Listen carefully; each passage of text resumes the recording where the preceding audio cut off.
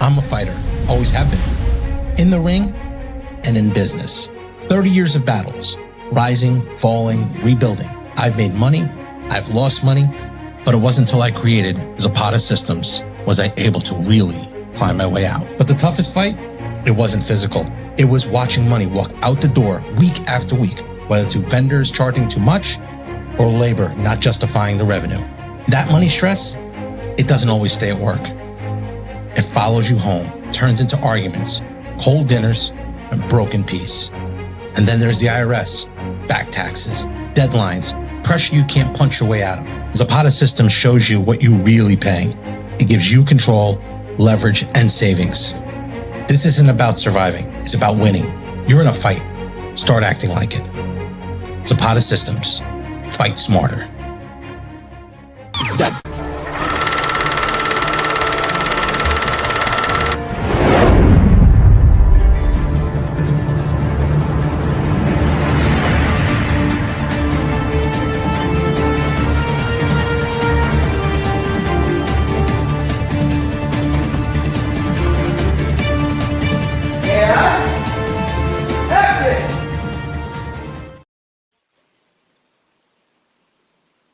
What's up, guys? I'm Joezapata. Welcome to another week of movie talk. We're going to talk about Smashing Machine, Peacemaker, and some other stuff. But now, let's introduce the team that's got the tools and the talent. We got Dave DC Callari. What's up, Dave? Let's go Big Flop Wednesday, boys. And you guys know the screenwriter, Rob Alvarenga. What's up, Robbie? What's going on, man? Why are people so mad? I don't get it. I don't know. People are all mad. All right, guys. So let's get started. And we're going to talk about something that we are actually trying to do right now is trying to get our little bit of movie off the air. We got a script in the works. We're going to try and get the production. And I brought this up because a couple of different things. So production costs of movies. Universal Studios, despite Vin Diesel's talked about it, he said the movie's coming out, Fast 11. Universal Studios have put the brakes on it. They quickly told Vin, they said, hey, you need to cut that budget down by at least $60 million. And that waistline was 60 inches. And definitely his waistline to cut it down because they're not happy with it. And, you know, budgets are kind of crazy. I actually posted with you guys, Indiana Jones and the Dial of Destiny. Disney reported that it cost $419 million was their budget for that movie. $419 million, and they lost $140 million on that. Budgets are getting out of hand. If you compare it to Raiders of the Lost Ark, $20 million. Temple of Doom was $28 million. Last Crusade was $48 million. Are those adjusted dollars though? Yes, they're adjusted for. I don't know if they're adjusted for inflation, but then Crystal Skull was 185. But 419, they lost 140. So let's talk, Rob. Let's start with you first. Universal, they told Vin Diesel, hey, you got to stop. We don't want to do this anymore. These movies are starting to go down the tubes. What do you think about the budget, all the budget restraints they put on Vin Diesel for this? For me, it's like, hey, it's a wake up call. We kind of been talking about it on the show pretty consistently. How we're just not back in 2019, 2020 age of like movies that you just had the big name, you had the franchises. We talk about the Marvel, Fast, Furious, all these things that were just bringing in millions and millions of dollars. They were just doing so well at the box office. We're not in that era anymore. So much has changed since COVID, since just economic, strife here and there. I mean, hell, we've had wars happening. This all affects money, bottom line. So just, think about it. Movie tickets are very expensive right now. And right now, people just can't afford to just shell out money to go to the theaters on anything that's like, other than like a surefire like hit. And I think what studios are starting to realize, even if you have the big name, there is no guarantee this is going to be a surefire hit. And I think the math is starting to like really speak to them, saying that, hey, we can't just throw like a $300 million budget on a franchise and expect to make double that easy, through the first couple of weeks. It just doesn't happen anymore. You got streaming that cuts into that. There's a reason why movies, they bank on week one, and then in 2 weeks you see them on the streaming services. To try and drum up and make up whatever they can. It's just a different world, and I don't know if this is the universal kind of like coming to grips with it, or just telling Vin Diesel, hey, this is not what you think it is anymore, about how much money you're gonna make. It's just, I think it's just a reality check hitting. Yeah, actually, and I heard Vin Diesel wasn't too happy because they told him to cut between 30 and 40% of the budget, and also to reduce the cast. And he's about family, and that cast probably costs $100 million alone between The Rock, Jason Momoa, Yeah, Gal Gadot. So yeah, you got a lot of big hitters in there. I mean, come on now, yeah, he's got to be realistic. Yeah, Dave, what do you think about the production budgets? Are they getting out of hand? And all this kind of stuff. Yeah, anything that's been made post-COVID it's a struggle to make your money back. Even the movies that do great are kind of just breaking even with a slight profit. And if you have a big star like a Vin Diesel or whoever else is going to be in that, like how much that is going to salaries. Now, I'm sure there's a lot of guys at this point in their careers, if you've been in the game long enough, they're willing to take a pay cut to get the film done. But yeah, just between streaming and just a different climate, people like I used to go see so many movies, even things I wasn't that interested in, but I'm like, yeah, I'll go to the movies. Now it's just whatever is like must see in the theater. Because we went to go see Superman, there was 5 or 6 of us. It was like $150. Yeah. Mm-hmm, so for a family of 3 or 4 to go to the movies a night out is very expensive, and that's not even tacking on. Are you going out to eat at the theater or somewhere else? It's kind of crazy. The only thing I want to say about Disney mentioning the Dial of Destiny, that movie is like 2 years old at this point. Yeah. Are they just trying to take our attention off how much money they lost? Maybe. Weeks. I don't know. Regardless of what you think about whatever happened, that's kind of irrelevant. It's just like let's talk about something else, guys. Hey, who likes pie? Mm-hmm. Yeah, I also did hear that Vin Diesel wants to do all CGI, bringing back Paul Walker's character. So, and like a main part of it, like all AI and everything. So that's going to be like and crazy expensive. We've seen all this stuff lately with that female AI that was created. Everyone's up in arms about that. Robin Williams' daughter has been all over stories this week. I guess people are sending her videos of her dad. Disney was going to have a Stan Lee AI at some of the cons or the park. I think that's very weird. I said this last week. The only reason that the Harold Ramis bring back at the end of Ghostbusters Afterlife worked is because he didn't say anything. Mm-hmm. Like it was done just the way you would want to do it if you're going to bring somebody back like that. Even when they did Grand Moff Tarkin, like it's just weird. Sometimes it makes sense because whatever, and you kind of need a character, and it's impossible to get someone from 40 years ago. But to have a full-blown performance from now, Paul Walker's been gone for what, almost a decade? Yeah, you're right. I mean, correct me if I'm wrong, but Vin Diesel, he's a producer on these. He's been an executive producer on these films for quite some time. Probably. So it's kind of like his baby. So I get where he thinks that his say has a lot of pull, but you just kind of give like the studios, here's my wish list, make it happen anymore. Just doesn't. It's not going to work. It's not going to be viable. You have this bloated freaking movie with all this stuff, and it's not even going to make its money back. I mean, look, we're in an age where I think it's time. Like if you're going to do like a franchise, you need to look at it as like a reimagining, not like a reboot or anything like that, but just you really have to shrink it down. The studio is not wrong. Like, you want to make another Fast movie, you got to make sure this movie has a really small, target story that you don't need the entire cast for.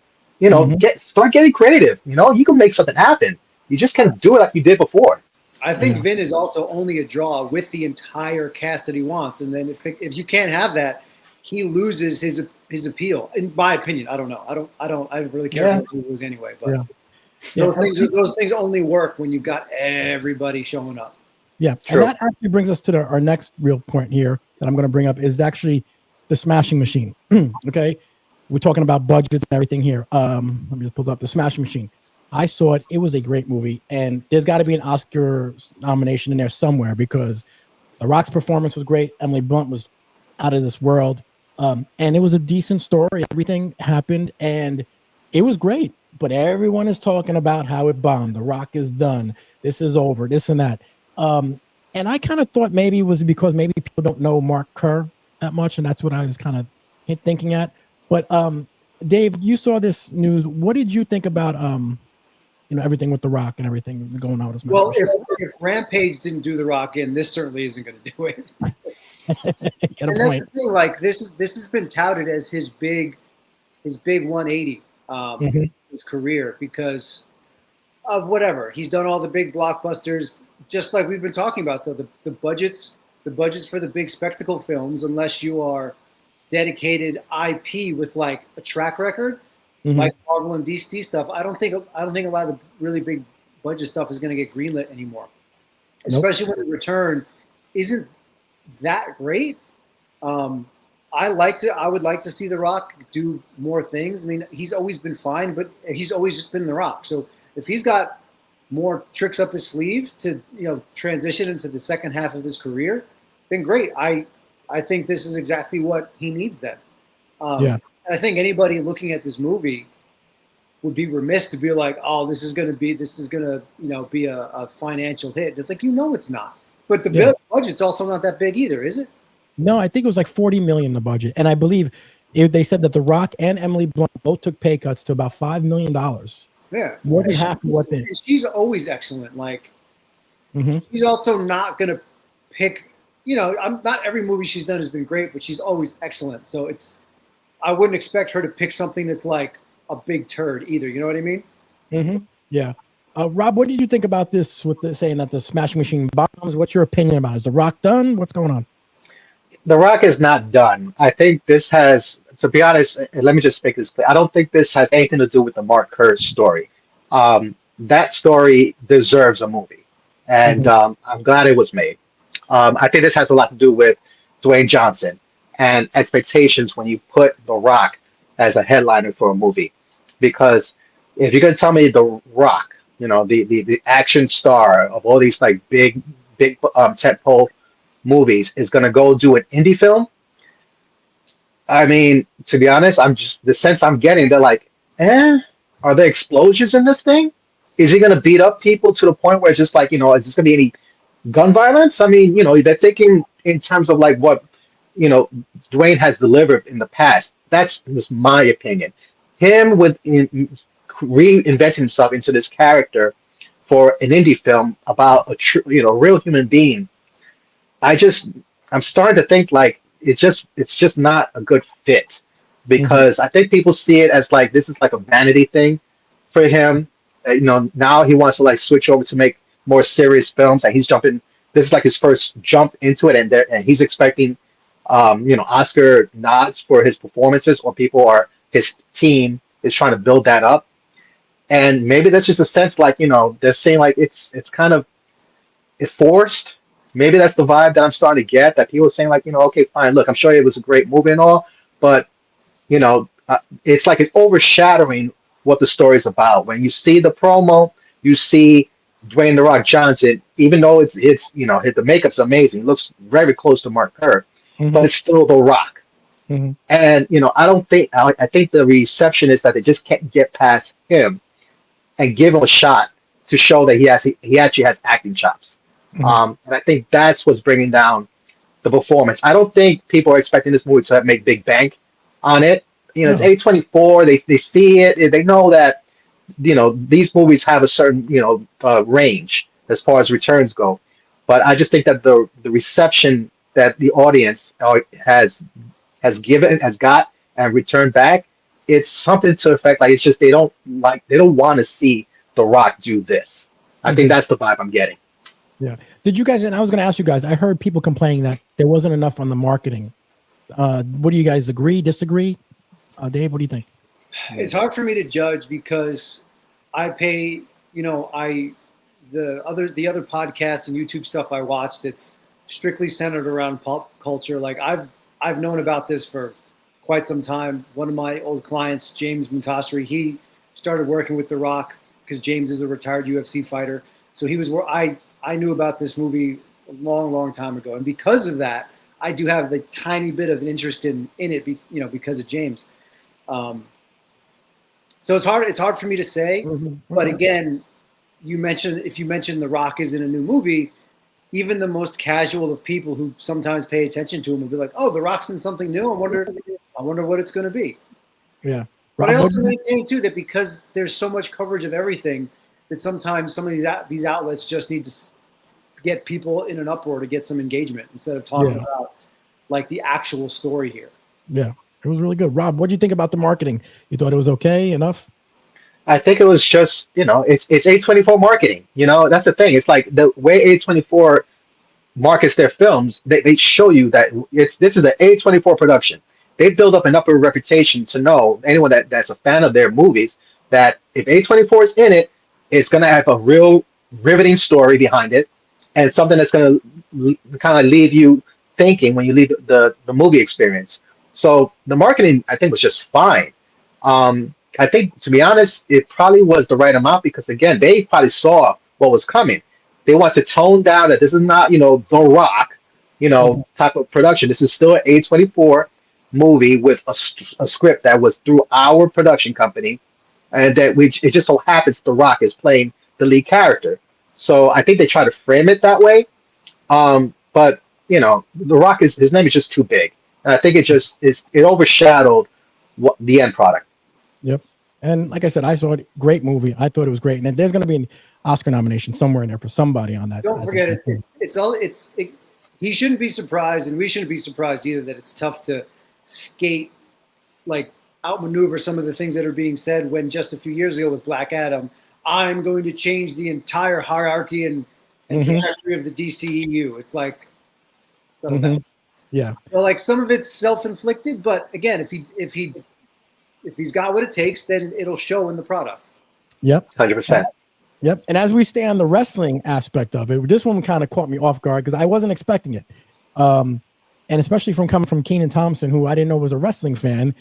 His production company is actually going to make a Macho Man Randy Savage movie, which is kind of crazy because you think they would do a Hulk Hogan movie first, especially, everything that's going on with him. But a Macho Man Randy Savage movie by Kenan Thompson there from that. I don't know. Rob, I'll start off with you. Maybe you can tell me, what did you think about this news? Are you a Macho Man fan? I am a huge Randy Macho Man Savage fan. And this is actually funny. It's going to be like the inverse effect of what we were just talking about with The Rock and Mark Kerr's story. Randy Macho Man Savage transcended wrestling. I mean, this guy, it was just a larger than life personality, right up there with Hulk Hogan. Growing up, I remember like, man, who is this guy? This guy's out, obnoxious, whatever. But the more you saw him, you're like, how do you not love this guy? So the fact that you're going to bring that kind of personality back, you're definitely going to bring in the old heads like us that grew up in this guy. And when I mean it, he transcended like generations. People know who Randy Macho Man Savage is because his character, people have imitated so many times. If you go to Comic-Cons, I guarantee you're going to see at least 2 or 3 Randy Macho Man Savage cosplays guys just running around. And they're always popular. I mean, and his story is pretty incredible to begin with. So I'm personally looking forward to it. Coming from Kenan Thompson, I was like, whoa, where did that come from? I had to look up, where was the connection there? And I guess they worked together in 1999 on Nickelodeon on something. Oh, and really? It must have been a hell of an experience because this guy, he's been thinking about it for a long time and I think also the script is written by his Randy's late brother too. Like at least half of the writers was his brother. It's just that this is one of those things. It's gonna work. It's gonna work because whoever's gonna play Randy, it's not gonna be The Rock. It's not gonna be these like headline names. It's gonna be a guy that's gonna really just focus on being Randy. Randy's personality is its own star, and that's why this is gonna work. So I was surprised, and when I read into it, I got super excited. I can't wait to see this. I'm gonna give a shout out to my friend Aaron, who is the Machoverse, who goes around dressing as the Macho Man. You see him all over the place. He's a friend of mine. I see him all at the conventions all the time. he actually was going to come on the podcast with me doing this because that's what he does. Loves Macho Man. He's a That's teacher, awesome. but he goes around and the subways. He'll probably be at the Comic-Con, actually, Dave. Probably be at the Comic-Con. So you go up there. Yeah. My friend Aaron. Dave, are you a Macho Man fan? What do you think? I never really followed wrestling growing up, aside from knowing who all the major players are. But when I think about like what Jordan Peele has turned into in terms of a filmmaker, and to see someone like Kenan Thompson, like maybe he could follow his type of footsteps, and I think this is an interesting story. I like it that it's not existing IP that we're just getting smashed over the head with repeatedly. So I would be looking forward to this for sure. And yeah, you can make the case like, why not Hulk Hogan? You know what? I think everyone knows a lot about Hulk for a number of reasons. Mm-hmm. I feel like Macho Man hasn't had the same type of coverage. Yeah. So he probably has a little bit more of an interesting story that most people don't know. Yep. And don't forget, Macho Man was one of the first wrestlers in the Marvel universe. If you want to say, yes, sir. Yes, sir. Oh, Buzzsaw. Buzzsaw, yeah, right. Buzzsaw. I got you for 3 minutes. Yeah, that's right. Yeah, that was a great one, Macho Man. He trained really hard for that one, apparently. So, but yeah, so we'll see, Macho Man. I think you're right. I think Kenan Thompson will do a good job with it. The final thing I want to talk about, and boy, I've really been loving this show, is Peacemaker's finale is tomorrow, and I got some theories about it. I'm positive Blue Beetle's going to show up in this. Somehow, some way, I think Blue Beetle's going to show up in this. I'm saying it now, Blue Beetle, because James Gunn kind of hinted something about a scarab one time in an interview, so that's why I was like, with all the worlds and the Nazi, that's my thing. I think Blue Beetle is going to show up because it's going to have a big impact. I love this series. It's been a phenomenal series. It's probably better than Daredevil, Born Again for me. I love it. John Cena's acting has really improved so much. Oh my God. Dave, what do you think about this series and about the finale coming up? I love this series. I'm disappointed. I love that James has said that their stories aren't done, but that doesn't mean that it'll continue in season 3. It's like, man. But yeah, Cena has gotten so much better. Just the scene in the last one, they're on the peace cycle and they're leaving Argus, and Harcourt just puts her head on his shoulder, and just everything in his face tells you everything you needed to know in like that 3 seconds. Yeah. And I'm like, that is fantastic. I really don't know what to expect because really up until this point, I couldn't have called anything that James Gunn has written, which I really like because he's clearly willing to do anything, and he's not afraid of pulling punches or killing characters. So I'm just excited to see, and I also like that we're not getting like a universe changing thing in like a post-credit scene that's going to be the next thing you guys are excited about. Like, no, I'm saying the thing right now in the main narrative. And, yes, that's really cool. I really enjoy the show. It's very good. Yeah, it's very good. Rob, have you been watching the show? What do you been thinking about it? Yeah, I actually I fell behind. I binged it in the last like 2 days, so I'm very caught up. Okay.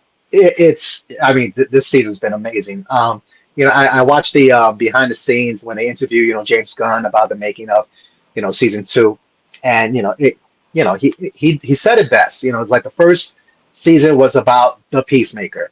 This season is about Christopher Smith, and it's nailed everything that I hoped this season would be.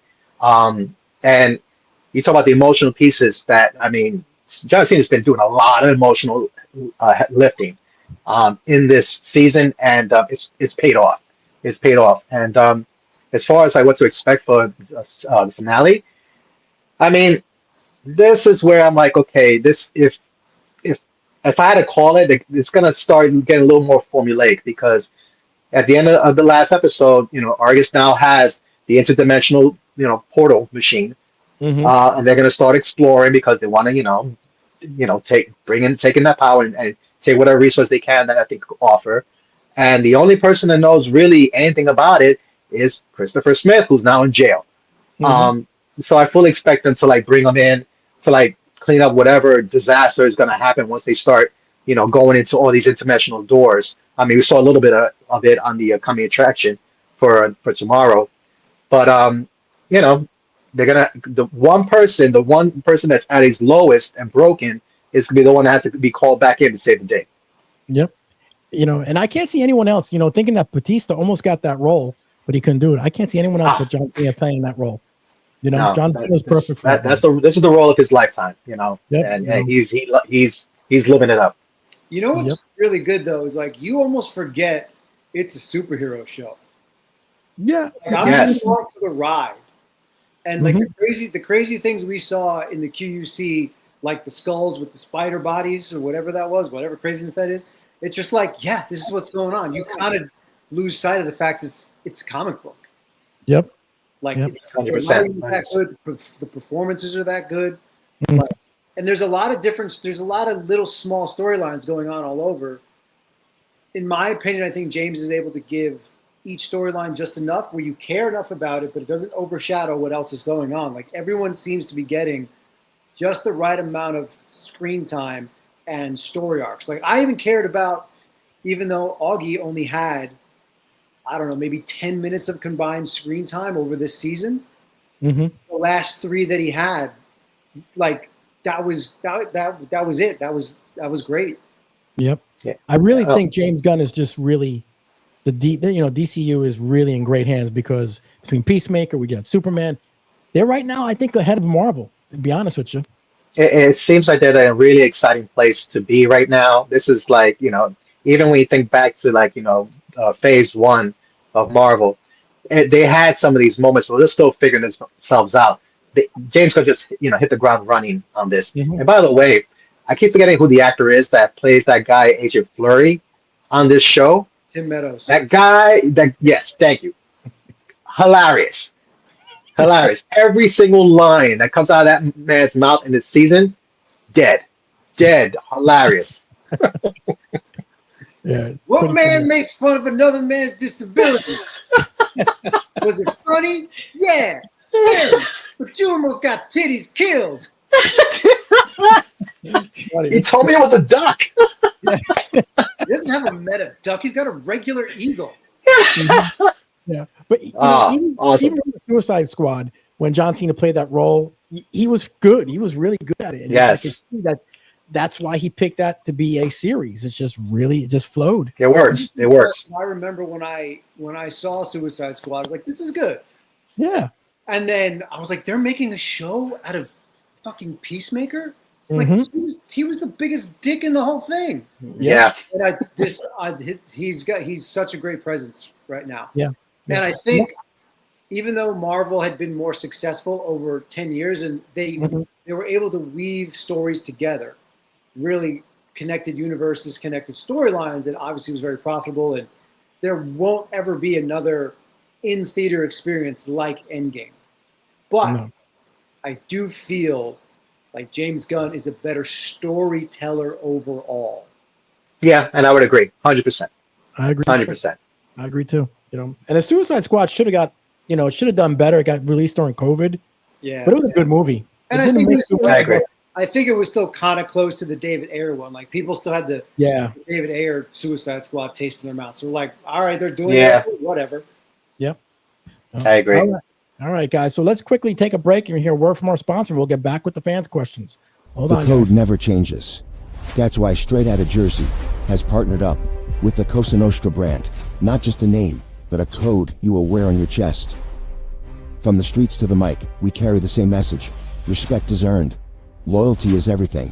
And silence is sacred.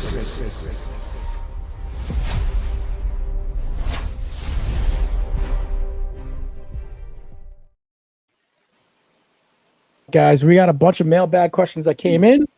So I'm going to hit you off right here, coming up right now. So we have to have some Ghostbuster ones coming in. So this is the one I got here. I got a couple actually came in. This one is from Robert T. from West New York. He says, "Hey, DC, GB fan here. Slimer is sort of a famous ghost and was used more in the cartoon as a friend. Do you think a story on Slimer would work on the big screen?" No, because I don't think he was really used to good effect in the second movie. And that's really where a lot of his inclusion in Ghostbusters 2 was because of what the real Ghostbusters had turned into at the time. And Yep. I've seen a couple of different stories trying to be woven into the canon of Ghostbusters of where Slimer came from.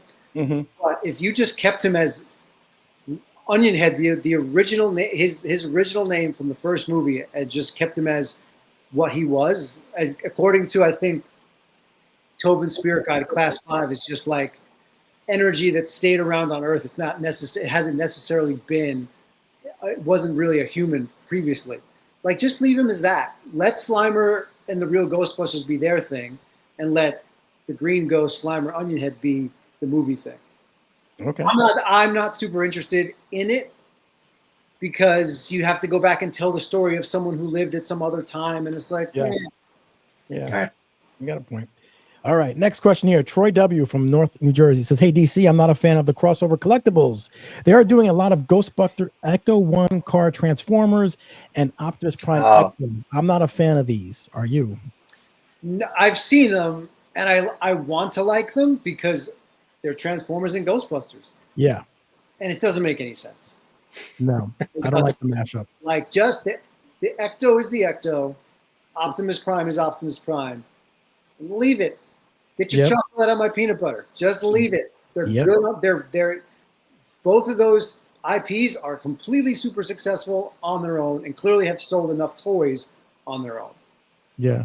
Yeah. I saw that with Teenage Mutant Ninja Turtles too. They're like going into like wrestling, dressed up like wrestlers and stuff. I don't like the crossover myself. No. Does not really work for me. All right. Unless DC and Marvel, no one wants to see a crossover. Yep. 100%. All right. And this is one is Dan FPA says, "Screenwriter Rob, have you ever finished a script and then completely rewritten the entire script over again? I have the issues as I'm never satisfied." Oh, I think the question that you're really asking is, when do I know I'm done with the Yes. script? So the answer to that question is, you never really know, but at some point you have to stop. You just have to let it be. It's tell the best story possible. Yeah, I've done that more than a couple times, and because I figure I find a new angle, I want to add this, and then next thing you know, it's like it's almost a completely different story. But at some point, you have other work you have to get to. You have to just let it go. Okay, you can always come back and revisit it if you want to. I recommend you don't, because the only reason why you're going to revisit something you've done in the past is if someone's going to pay you money to actually put that thing together on film. So to answer your question, you're not going to know because you're never going to be satisfied. That's just the life of the artist. But you got to drop that thing and move on to your next project. Keep writing. Okay. Rob, would you agree? Because like I would run into this with songs, and I got over it real quickly. It's like, oh, it's not done. Like, you can endlessly tweak, but like, to you, you're like, oh, it's not done. But if you record a song or make a movie, whoever's seeing it, they're seeing it for the first time. So they know nothing about any of the ideas or avenues you may have gone down. So it's like, you may have delivered the perfect story 4 drafts ago. But because you're living with these characters, you can easily get lost in the sauce and deliver something that's not as good as it was in the beginning. But because I think you get too close to it at some point. You can't see it. You do, and the reason why you have to put it down is because once you have finished, once you put like fade out, okay, the intention is to give this story. It doesn't belong to you anymore. It's to give it over to your audience. Your audience will be the ones that actually really own that thing and really decide whether this was a good story or not. Your job is to just make it the best possible story you could tell, and leave it at that. That's the thing about any artist, music, writing, anything like that. Once you create a piece of art, you have to give it out to the world, because now it belongs to them. You did your jobs in creating it. That's where the relationship ends. Okay. All right. Next one. Bobby W. from Nutley, New Jersey. What Marvel moment gave you chills in the theater? Captain Mjolnir. I was just going to say that. I was just going to say Cap when he was raising Mjolnir. That's probably the one that everyone thinks of. Yeah, I personally like the one where Thor arrives in Wakanda in Infinity War. A very close second. You can make the case they're neck and neck. Yep, Yeah. very good one. Yep, very good. Next one, Jimmy W from Boonton, New Jersey says, fellow Star Wars fan here. Do you think Mando and Grogu hits 500 million? No. Close, but I don't think so. I don't think so either. I say it taps out at 450. Okay. That's reasonable. I think It should. I think it'll have a pretty decent 70, 75 million opening. Mhm. I think it takes a little bit of a dip and then takes a bigger dip. Okay. All right. Yeah, me too. I don't think it makes 500 though. Like the people who want to see it are going to go see it. And every Star Wars fan is like, man, screw this. They're just not going to go. Right. Right. All right. Next one. Frankie V from New Jersey says, how did you guys feel about Tony Stark's death in Endgame? I still believe they should have never killed him off. You have to like what I said before, James Gunn is very effective and he's a good storyteller because he's not afraid to take characters out or have them with some real stakes.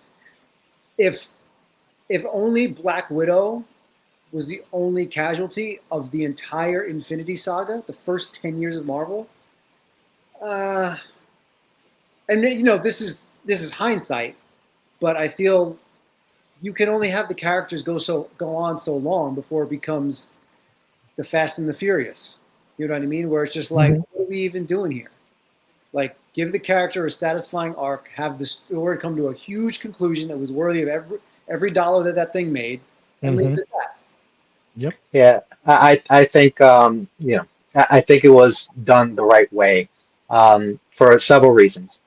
One, going into Endgame and even going to Infinity War for that matter, part of the big buildup was that who are the heroes that are going to die, like completely die, and that was part of like the marketing, with those movies. Like you have to see who actually makes it out is alive.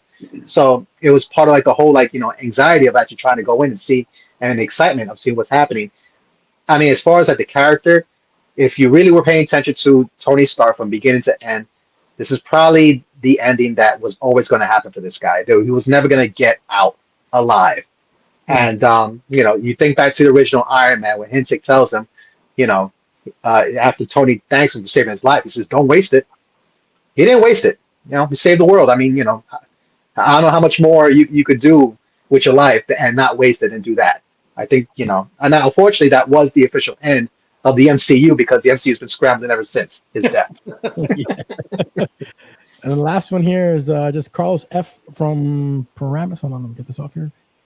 Carlos F. from Paramus. He says, hey, Screenwriter Rob, thank you for giving out the advice not to quit writing. It's a tough business to break into, but I will not quit. Thank you, guys. Oh, shoot, man. Yeah, man. Listen, just another parting advice, really, invest in your writing community, whether it's, online, reach out to other writers. The reason why this community is because, it's a struggle, and any artist, you need that kind of artistic, mindset and support to keep going, to just bounce off ideas, find your tribe, so to speak. That's going to help you keep going because it is a tough business, but just know that, don't be one-track minded with this stuff. You don't have to break in, with a studio to get your stuff out there. There's a lot of ways to get your story out there, and you never know how it's going to, come out to the world. So keep writing. For that reason alone, keep writing. All right. Now the famous last part, the true and false questions. Going to hit you guys with this. All right. Let me set this up here. We're going to start it off. I'll start off with you, Dave. All right. Marlon Brando read his Superman lines off a diaper because he refused to memorize them. True or false? It's true that he read his lines. I don't remember if it was a diaper. I'm going to say it's definitely true he read his lines because he sucked on Superman. But I don't remember if it's a diaper, so I'm going to go with true. It is true. Off the diaper. That's awesome. Like, my first pass is going to be my most believable, so I'm not even going to rehearse my lines. I'm just going to read them. Yep, that's where he was. Right. All right, Rob, you're the Spider-Man guy, so let's see.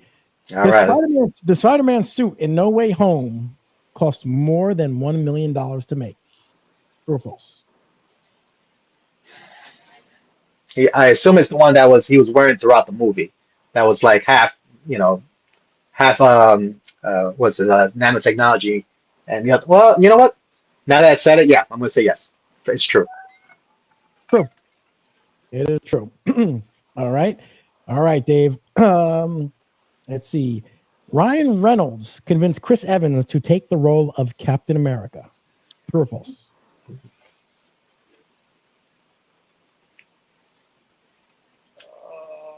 I'm going to say true. Nope. It was RDJ. Of course. It was Of course. All right. All right, Rob. Viggo Mortensen, Aragorn from Lord of the Rings, broke his toe kicking the helmet in the movie. True or false? I'm gonna say true. It seems like people got injured on that thing. True. That's that scream when, do you remember the scene he's talking about? When No, you got to tell me. What? No, I'm saying seriously. When they get to where all the orcs were burnt up and they couldn't find the two hobbits. And and he's like, that scream was because he broke his toe. He really broke his toe. That was really in the movie. Yep. That's amazing. All right, let's see. All right, so Dave, let's go. Paul Bettany, Vision, didn't know who he was going to play in the MCU until after he signed his contract. True or false? True. That is true. He had no idea. He don't even know who Vision was. Makes sense. I don't even know if the studio knows who Vision is. Yeah. All right. Where he is. Christian Bale auditioned for the role of Wolverine in X-Men. True or false? Oh. I'm gonna go true. That was false. He did not audition for that role. Sorry. All right, Dave. Toy Story 2 was accidentally deleted by Pixar's servers during production. The film was almost completely lost, but was saved by an animator who had saved it on his computer at home. I hate it when you do this, when some of it's true and some of it's not. I'm pretty sure the first part of it was true. I think it did get lost, but I don't remember the rest. I'm going to say it's true. Yeah, it is true. Even and they had it. They said it was almost completely gone. So someone on the computer had it saved. Luckily, that guy lost his job. That's why. Yeah, legit. All right, Rob. Shawshank Redemption flopped at the box office, but became a commercial success on VHS tapes. True or false? Shawshank Redemption. I'm gonna go with true. That is true. 100% true. Yes. All right. All right. Let's see now. All right, Dave. Last one here. I think we got here. Titanic's budget for the movie in 1997 cost the studio more than the actual ship in 1912. True or false?